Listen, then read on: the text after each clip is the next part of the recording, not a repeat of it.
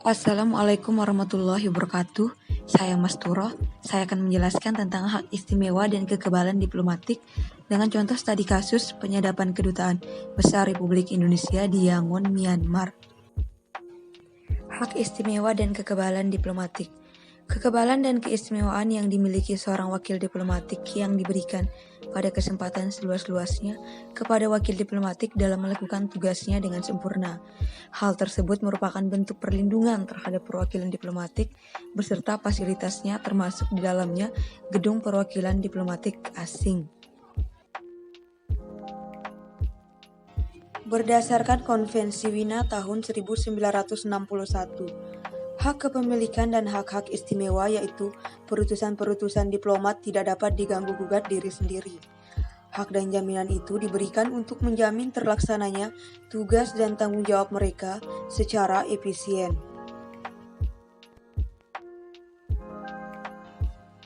Kekebalan dan keistimewaan bagi suatu perwakilan suatu negara meliputi 1. Tidak diganggu-gugatnya para diplomat termasuk tempat tinggal.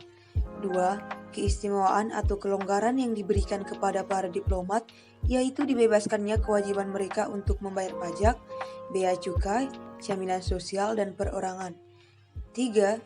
Kekebalan dan keistimewaan yang diberikan pada perwakilan diplomatik bukan saja masalah tidak diganggu-gugatnya gedung perwakilan suatu negara, termasuk arsip dan kebebasan berkomunikasi, tetapi juga berhubungan dari segala perpajakan dari negara penerima.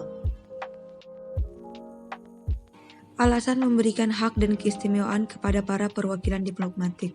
1. Para diplomat adalah wakil-wakil negara. 2. Mereka tidak dapat menjalankan tugas secara bebas kecuali jika mereka diberikan kekebalan tertentu. 3. Jelas bahwa jika terjadi gangguan pada komunikasi mereka dengan negaranya, tugas mereka tidak dapat berhasil. Kegiatan yang dilarang dilakukan oleh perwakilan diplomatik. Yang pertama, kegiatan-kegiatan yang dilakukan oleh para diplomat asing politik atau subversif dan bukan saja dapat merugikan kepentingan nasional, tetapi juga melanggar kedaulatan suatu negara penerima. 2. Kegiatan-kegiatan yang dilakukan tersebut jelas melanggar peraturan hukum dan peraturan perundang-undangan. 3. Kegiatan-kegiatan yang dapat digolongkan sebagai kegiatan spionase yang dapat mengganggu baik stabilitas maupun internasional negara penerima. Contoh studi kasus penyadapan Kedutaan Besar Republik Indonesia di Yangon, Myanmar. Salah satu contoh dari bentuk pelanggaran terhadap hak-hak kekebalan dan keistimewaan perwakilan diplomatik adalah terjadinya penyadapan terhadap Kedutaan Besar Republik Indonesia di Yangon, Myanmar. Tim Gabungan Keamanan Republik Indonesia yang terdiri dari unsur lembaga sandi negara, Badan Intelijen Negara, dan Departemen Luar Negeri melakukan pemeriksaan di kantor KBRI Yangon, Myanmar. Pemeriksaan menunjukkan bahwa militer Myanmar secara ilegal menyadap semua aktivitas dan pembicaraan para diplomat Republik Indonesia yang bertugas di Yangon, Myanmar, dengan memasang alat penyadap pada dinding kamar kerja Duta Besar Republik Indonesia untuk Myanmar. Penyadapan ini dilakukan karena semua negara menyadari siapa yang menguasai informasi, dialah yang akan menguasai dunia, atau setidak-tidaknya negara tersebut bisa ikut berperan dalam persaingan global yang kian sengit. Dengan adanya kasus penyadapan di kantor KBRI di Yangon, Myanmar, mencerminkan lemahnya sistem pengamanan di sekitar gedung perwakilan diplomatik. Kejadian tersebut memicu reaksi yang keras di dalam negeri. Sehubungan dengan hal tersebut, banyak tekanan agar pemerintah meninjau ulang hubungan diplomatik Indonesia dengan Myanmar dengan cara menurunkan tingkat perwakilan Indonesia di Yangon, Myanmar.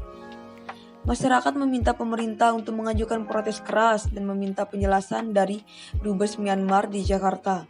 Indonesia dihadapkan pada posisi yang dilematis. Di satu sisi, Indonesia harus konsisten sebagai pihak yang selama ini mencetuskan dan memprakarsai penyatuan di Asia Tenggara. Di sisi lain, kasus penyadapan tersebut merupakan sebuah pelanggaran kedaulatan Republik Indonesia, mengingat fasilitas KBRI merupakan kelanjutan dari kedaulatan Republik Indonesia yang dijamin oleh hukum internasional. Penyelesaian sengketa atas kasus penyadapan KBRI di Yangon, Myanmar. Tindakan ilegal yang dilakukan oleh pemerintah Myanmar telah menyalahi tata krama dalam hubungan diplomatik yang dituangkan dalam Konvensi Wina 1961 yang menyatakan bahwa gedung perwakilan diplomatik kebal terhadap alat-alat negara penerima serta tidak dapat diganggu-gugat. Tindakan ini mengidentifikasikan bahwa penguasa di Myanmar tidak menghargai dukungan politik dan diplomatik Republik Indonesia selama ini dalam menghadapi tekanan dunia barat, baik dalam forum internasional melalui Perserikatan Bangsa-Bangsa maupun dalam forum regional melalui ASEAN. Dalam kasus penyadapan terhadap KBRI Diamond Myanmar, langkah awal yang harus dilakukan oleh masing-masing negara adalah adanya etikat baik untuk membicarakan dan menyelesaikan kasus tersebut tanpa menggunakan cara-cara kekerasan yang dapat mengancam perdamaian kedua negara. Prinsip penting lainnya adalah prinsip di mana para pihak memilih kebebasan penuh untuk menentukan dan memilih cara atau mekanisme yang akan dilakukan dalam menghadapi kasus tersebut, atau principle of free choice of means. Selanjutnya, melalui tahap perundingan, Indonesia sebagai negara yang dirugikan atas terjadinya penyadapan tersebut harus menyampaikan harapan-harapannya supaya pemerintah Myanmar mengakui perbuatannya dan tidak mengulangi, serta akan tetap mematuhi ketentuan-ketentuan yang tertuang dalam Konvensi Wina tahun 1961 tentang hubungan diplomatik. Dalam bernegosiasi, Indonesia dan Myanmar harus melakukan secara bersahabat, berkomunikasi secara terbuka, dan melakukan pertukaran informasi secara transparan demi mencapai kesepakatan yang memenuhi kepentingan kedua belah pihak.